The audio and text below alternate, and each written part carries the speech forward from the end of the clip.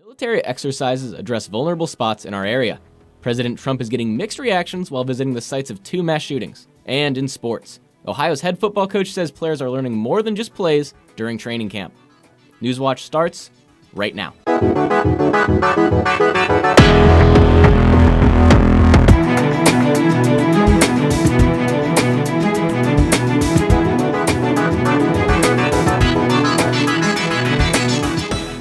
Welcome to Newswatch, your source for all news impacting southeastern Ohio. I'm Tyler Corbett. Thanks for joining us. The largest military exercise ever conducted in the state of Ohio is underway. Newswatch reporter Ben Schwartz is live in the newsroom with more on Vigilant Guard 2019. Ben? Thank you, Tyler. The statewide military and emergency management training exercise enters its final day tomorrow. Spanning through 4 days and involving 11 different counties throughout the state of Ohio, Vigilant Guard 2019's goal is to better prepare local and national responders to deal with unexpected situations. What they're really trying to do is from the local all the way up to the federal level. Today at Rickenbacker Air Force Base in Columbus, military personnel took part in a simulated rescue operation where actors were given fake injuries as well as instructions to act as if an inn they were staying in had collapsed. This was just one of many exercises held across the state in the past few days. Later this afternoon, local first responders reported to the Knox County Fairgrounds in response to a simulated chemical contamination. Brigadier General Stephen Rhodes was on the scene in Knox County and says the goal of the operation is to better learn when local communities need federal help. What they're really trying to do is from the local all the way up to the federal level, find out where the vulnerabilities are, what the lessons learned are that we need to, so we need to put resources in place or different capabilities in place within a local, county, or state level. And then the idea is to let that state know this is where your threshold is and where you need to ask for federal help, or where we would recommend asking for federal help. Vigilant Guard 2019 enters its final day tomorrow. Tune into Newswatch tomorrow for a full report. Reporting live from the newsroom, I'm Ben Schwartz. Back to you, Tyler. Thanks, Ben. The man responsible for the mass shootings in Dayton showed warning signs. That's according to a woman who claims to have dated him. Adelia Johnson says Connor Betts expressed violent desires and had suicidal thoughts. She says she shrugged off potential red flags like when he showed her a video of the Pittsburgh synagogue shooting on a first date. Johnson says Betts also confided in her that mentally ill people shouldn't have guns. Now we head over to Blake Hardesty with a look at the weather. It's been a bit of a rough evening. Blake?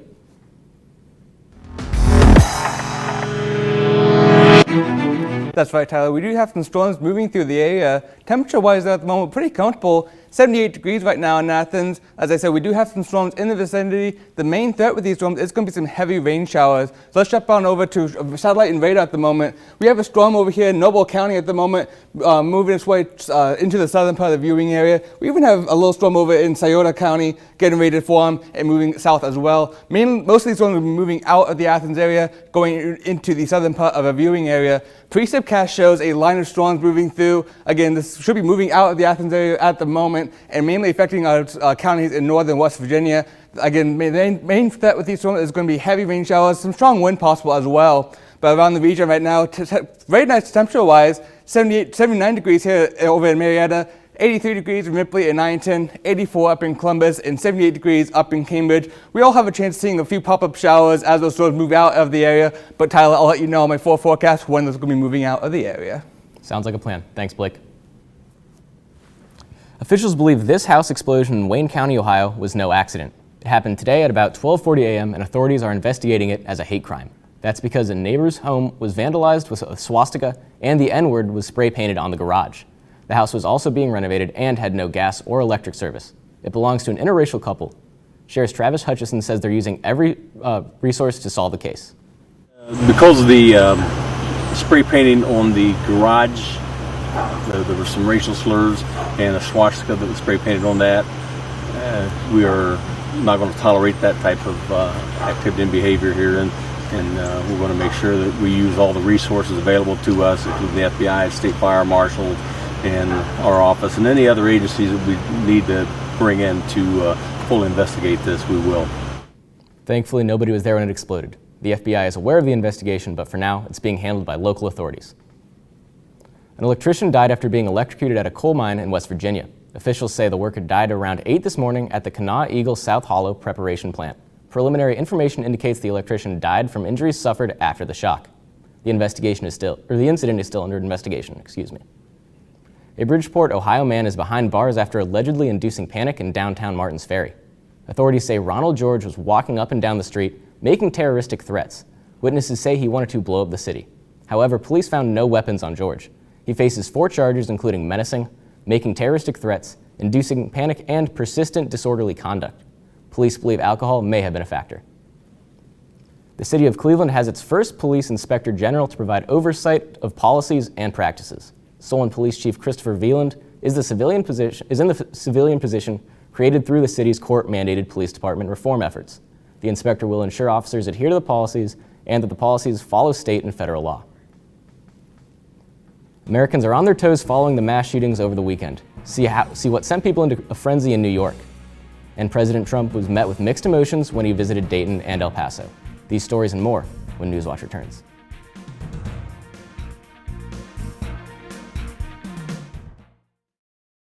Is member-supported public television. Your contribution keeps WOUB available in your community. Become a member with a gift of $60 or more for access to stream more than 1,000 of your favorite PBS programs through WOUB Passport.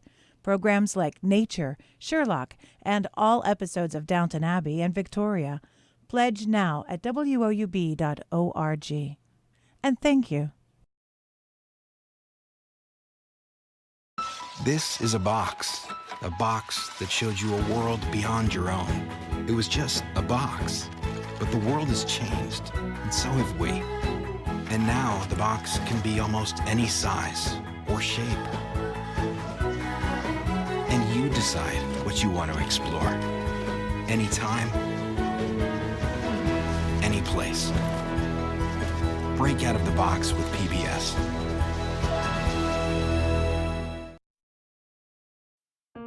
PBS had a special on Pearl Harbor, and once Landon started watching the show about the Arizona, he completely became fascinated. That's Donald Stratton, and that's me. And then his Christmas wish this year was to meet Donald Stratton, one of the survivors from the Arizona. So good to see you, buddy. Everything that Landon has learned from PBS, it's immeasurable. This is for you. Thank you, big guy. He is living proof of the effect that PBS has had on his life. I loved Ken Burns' series on the Civil War. It was deeply impacting. I love history. To have those stories told through these letters, through stories of love and loss, it rewrote the book on how to tell a story. When television was invented, there were a lot of people who had dreams about what it could do. I think PBS still aspires for and often succeeds at reaching the highest ideals of what television could be.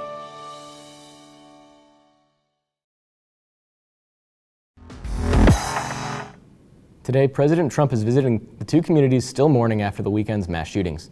He went first to Dayton, then to El Paso, Texas. And Whitney Wild is on the ground in El Paso, Texas with the very latest.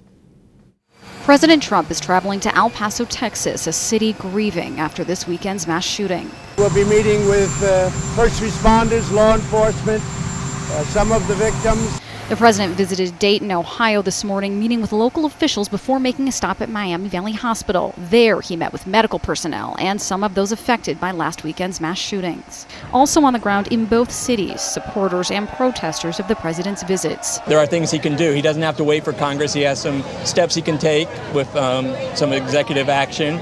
He could start to put funding towards research and development of safer guns. And in El Paso, the mayor acknowledged the divide. I realize that there's a lot of emotional pain and concern over his visit, but I'm the mayor of all of El Paso, and I feel like it's my duty, obligation, my fiduciary duty to meet with the President of the United States. The president said Wednesday that he is open to talking about some aspects of gun control legislation. I'm looking to do background checks. I think background checks are important. I don't want to put guns into the hands of mentally unstable people or people with rage or hate, sick people. But it's unclear if Congress can reach a consensus. The House passed 2 gun control bills, but the Senate hasn't voted on either one. Senate Majority Leader Mitch McConnell said that Republicans would do their job regarding gun control, and those comments come as a growing number of Democrats are calling on him to take action. Ohio Congressman and Democratic presidential candidate Tim Ryan is one of them. Today, he said that he will lead a group to McConnell's home state of Kentucky to urge the Senate Majority Leader to take action on gun legislation. Ryan says he will lead a caravan of various gun control groups all the way to Louisville. This is not a Democratic or Republican thing. This is an American thing. This is every good-hearted American who's ready to say enough is enough. And we're going to bring a contingent from Ohio down to let Senator McConnell know that we're very, very serious about what's happening here. Ryan says he will take the contingent from Youngstown to Akron, then to Columbus, to Dayton, then to Cincinnati before finally stopping in Louisville. A scary moment in Times Square last night. As you can see in the video, a massive panic caused by a loud noise from a motorcycle backfiring. The New York Police Department clarified that there was no active shooter, saying on Twitter that Times Square is, quote, very safe. Some on Twitter thought the noise was an explosion and many ran into buildings and stores. NYPD also said that they received many 911 calls after the incident. The scare comes just 2 days after mass shootings in Texas and Ohio. A popular TV show gets political. The series American Crime Story returns for its third season. This time the focus is on the Bill Clinton-Monica Lewinsky scandal. Producer Ryan Murphy has talked about tackling this topic in the past. He said he'd only do it with participation from Lewinsky. She ultimately agreed and will serve as a producer on Impeachment, American Crime Story. The series has taken on the O.J. Simpson case and Gianni Versace's murder in the past seasons. Both won Emmys and Golden Globes for Best Limited Series. The third season is set to air late September of 2020.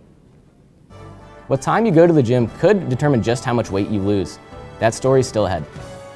And the storms are going to be moving out of the area, but we do have more storms returning in the forecast. I have more details about that in the weekend forecast, next on Newswatch.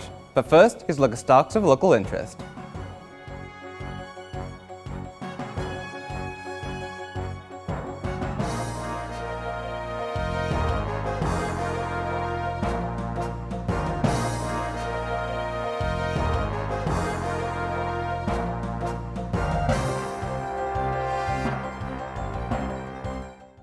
WOUB is member-supported public television. Your contribution keeps WOUB available in your community.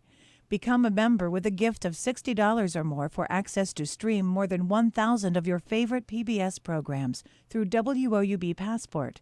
Programs like Nature, Sherlock, and all episodes of Downton Abbey and Victoria. Pledge now at WOUB.org. And thank you.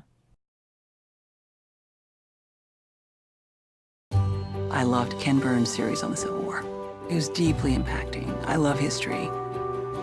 To have those stories told through these letters, through stories of love and loss, it rewrote the book on how to tell a story. When television was invented, there were a lot of people who had dreams about what it could do.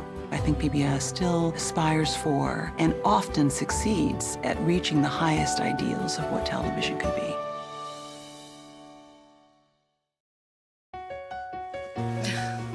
What are you doing? Possibilities. Your day is filled with them. Reach up, energy in the fingertips, collapse. TV, play Downton Abbey. And PBS helps everyone discover theirs.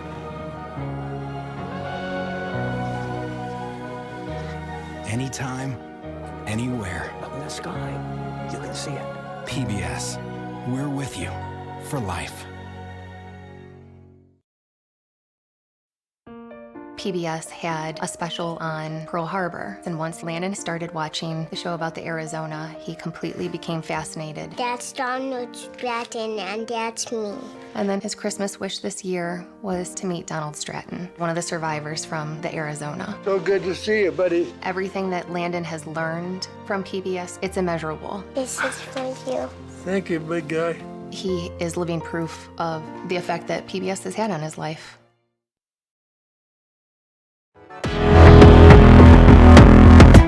Welcome back to the Newswatch Weather Center. I'm your forecaster, Blake Cardisty. It's pretty comfortable evening out there temperature-wise. At the moment, we're looking at 78 degrees here in Athens. We do have some storms in the vicinity, though. The main threat with these storms is going to be some heavy rain showers throughout most of the area. Precipcast shows a line of thunderstorms moving through the viewing area. Those are going to be pushing out of the Athens area and going into our southern counties over here in northern West Virginia. Nothing too severe. Mainly the main threat is these heavy rain showers. So if you're out on the roadways, make sure you be careful. Don't be hydroplaning out there. Around the region, look at similar conditions. 79 degrees over in Marietta, 83 degrees down in Ripley and 910, a warm spot up in Columbus at 84 degrees, and a nice 78 degrees over in Cambridge as well. We're all going to see a threat of possibility of seeing some pop-up showers after those storms moving out of the area. But those storms will be moving out by 11 p.m. Overnight low is going to be 64 degrees, pretty comfortable out there, except for that humidity. Because of those rain showers we have, it's going to be raising that humidity up to around 97%, so it's still going to be pretty humid out there. Around the region tonight, we're looking at similar conditions. 65 in Marietta, 64 up in Cambridge, 61 over in Newark and New Lexington, so it's pretty cool up north over there. And those showers will be moving out of the area as we go into overnight hours tomorrow. It's going to still be a cool morning out there tomorrow morning. 66 degrees waking up tomorrow at 8 a.m. and by noon warming up to 80 degrees by lunch hour. It's going to be a 30% chance of seeing some afternoon showers out there tomorrow. Possible severe thunderstorms as well. Our main threat is going to be in the evening time.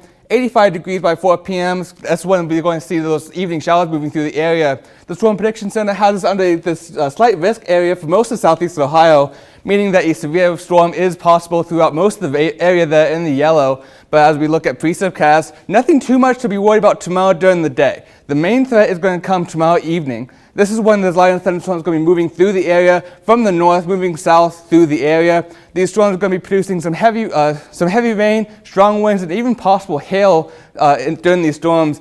Again, mainly tomorrow evening. So if you have any plans tomorrow evening, make sure you be prepared for this. Monitor the weather, and if you get into an area that has a severe thunderstorm warning issued for that area, make sure you get inside and take some shelter. Around the region tomorrow, pretty warm for most of the area. 88 degrees at one spot down in Ripley and 910. 83 up in Newark and 82 up in Cambridge. We'll all see a chance of seeing those scattered storms throughout most of the day tomorrow evening. But as we go into Friday, 82 degrees. We're going to have some morning showers lingering around the area from those Thursday evening storms.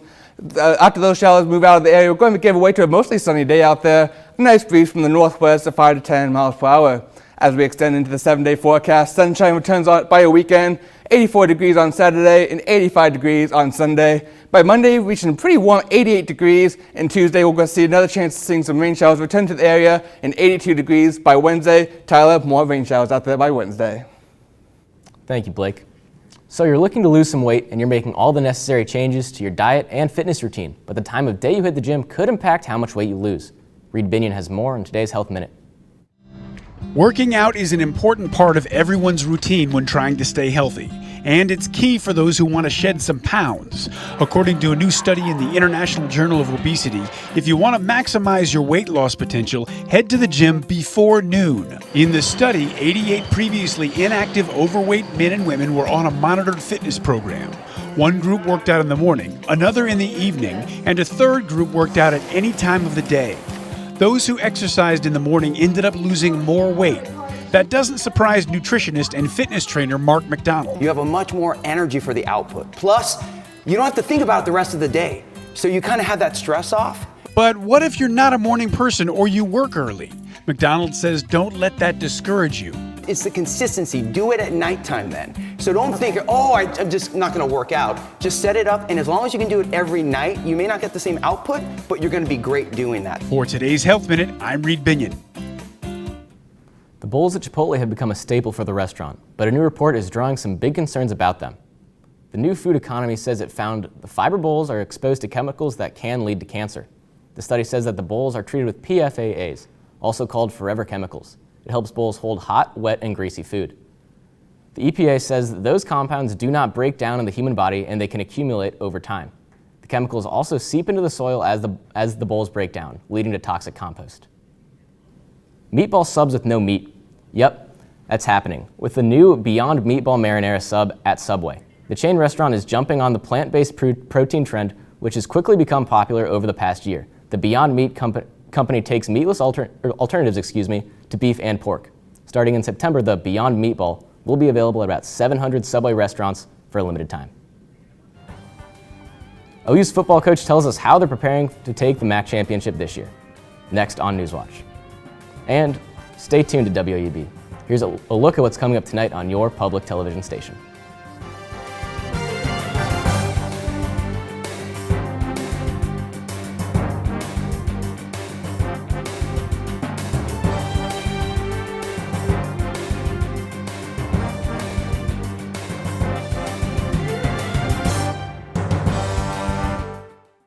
This is a box that showed you a world beyond your own. It was just a box, but the world has changed, and so have we. And now the box can be almost any size or shape. And you decide what you want to explore. Anytime, any place. Break out of the box with PBS.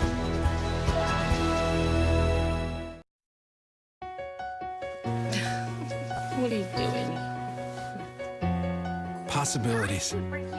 Your day is filled with them. Reach up, energy in the fingertips, collapse. TV, play Downton Abbey. And PBS helps everyone discover theirs.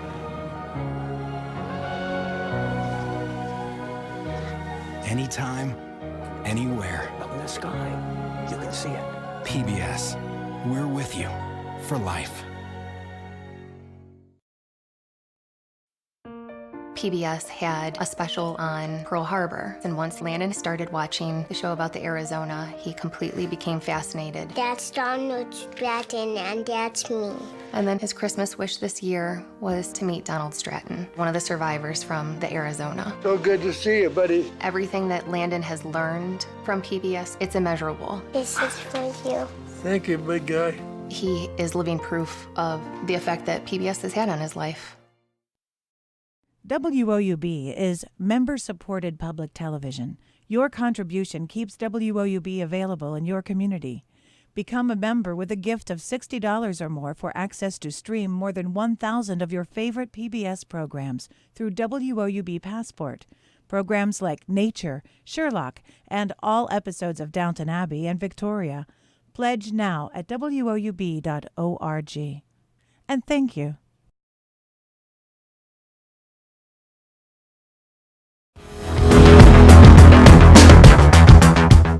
This morning, Ohio football hosted their annual media day, so we decided to send our sports director, Thomas Garvick, out there to get the inside scoop, for the upcoming season. In the early stages of Fall Camp 2019 for the Ohio football team, and today we got a chance to talk with coaches to address some key questions early on in camp, like who's going to be the supporting cast for Nathan Rourke offensively, and why defensively it's going to be key to develop depth at all three levels if the Bobcats want to win the MAC title this year. I think it's a group of players that not only have a great work ethic, but there's a lot of leadership on this football team, and that's one thing that we've tried to do is to develop leadership in our program so that as leaders go, there's more leaders coming in. As a group, I'm very excited. They're talented. O'Shawn had a really good spring. Julian's really frustrated. I mean, I can see it in his face because he's worked. He's 205 pounds. He's the fastest guy on the team electronically, and he wants to go, and I'm having to, the training staff has got, the reins pulled back because he's wanting to go, but we just don't want a setback. Well, first of all, we've got to be able to develop our backups, because we're going to be defined by those guys, later in the year. And so we all know what that's like, when we get into November and those midweek games and the MAC games and guys getting hurt. So, the biggest thing is to be able to develop those guys and get them ready to go. And so the countdown begins, just 24 days until Ohio's home opener against Rhode Island on August 31st. Reporting from Peden for Newswatch, I'm Thomas Garvick. In consumer news, it's no secret that traveling can be unpleasant. Whether your flight gets delayed, the airport doesn't have enough food options, or the line to get through security goes on and on. A new study breaks down the best and worst airports in the U.S. Mandy Gaither has more. A new study by the Points Guy looked at the 50 busiest airports in the U.S., ranking them from best to worst based on things like commute times, food options, and flight cancellations. San Diego International Airport takes the #1 spot, with Phoenix's Sky Harbor, Portland, Hartsfield-Jackson in Atlanta, and Sacramento airports rounding out the top 5. We look at a number of factors. One of them is just on-time arrivals and delays. Some of that does have to do with port configuration, number of runways, and the typical weather. So what do you do if your 3-hour layover is somewhere like Chicago Midway, the lowest ranking airport in the study? For travelers, there are a few things that you can figure out here. If you're flying into to an airport like Chicago Midway, pack a sandwich, pack a pillow, whatever you need. Also in the bottom 5 were Detroit Metropolitan, Wayne County, Southwest Florida, Fort Lauderdale, Hollywood, and Orlando airports. And if you have to fly into one of these airports often, talk to your airports. Fill out those surveys. They actually do listen to you. For today's Consumer Watch, I'm Mandy Gaither. A popular pharmacy chain is downsizing. Walgreens is planning to shut down about 200 stores. The anticipated closures were mentioned in a regulatory form filed Tuesday with the Securities and Exchange Commission. The company's spokesman later confirmed the news. The retailer does not plan to announce which stores will close, but says they are in areas that have multiple locations. Walgreens says the closures represent less than 3% of its U.S. store portfolio. Most affected employees are expected to be placed elsewhere in the company. A messy breakup in the delivery business as FedEx and Amazon have decided they're just not the right match for one another. Beginning next month, FedEx will no longer deliver Amazon orders to customers. The delivery company announced the change today. The move comes after FedEx dumped Amazon from its air cargo services in June. Amazon has been aggressively working to expand its own delivery network. You may have noticed some of the packages you receive are delivered by Amazon employees, and not FedEx, UPS, or the post office. Here are some shots from space. This image you see right here from a European observatory telescope shows a nebula that is actually much more. It is a cosmic nursery full of newborn stars. It's called a seagull nebula because it looks like a bird in flight. The cloud that makes up what appears to be wings is 100 light years across. Its color and glow come from newborn and still developing stars with an energizing gas around them, and they're emitting radiation. Some of the glow you see is also made of light reflected from outside the nebula. Now it's over to Blake for a final look at our weather. Well, temperature-wise this evening, we're going to be pretty comfortable. 64 degrees is going to be overnight lows tonight. It's going to be humid, though. That's what's going to get us. 97% humidity. That's because of the rain showers moving through the area. At the moment, we do have some storms moving into the southern part of our viewing area over into northern West Virginia. Some of these storms are going to be producing heavy rain showers and a few gusty winds here or there. So if you're out on the roadways, make sure you take it slow if you're in one of these downpours and make sure you don't hydroplane. But by tomorrow, 85 degrees for the high temperature. It's going to be a mostly sunny day for most of the day, but then as we go into the evening time, we're going to have some more thunderstorms, possibly severe storms as well going into the area, and we'll have west winds of 5 to 10 miles per hour. Going into the 7-day forecast, sunshine does return by a Saturday, 84 degrees and 85 degrees on Sunday. Monday warming up to 88 degrees, and we're cooling back down by Tuesday of next week. Going to have some rain showers moving through the area once again. Well, Blake, I hope that weather doesn't have you feeling blue. It doesn't. I love the weather, so any type of weather is fine with me. Sounds great, Blake. And that does it for our broadcast this evening. Thanks for watching. Stay tuned to the PBS NewsHour coming up next. And remember, you can find the latest news anytime at WOUB.org. For Blake Hardesty, I'm Tyler Corbett. Have a great night, and we'll leave you with some footage from Stroud's Run.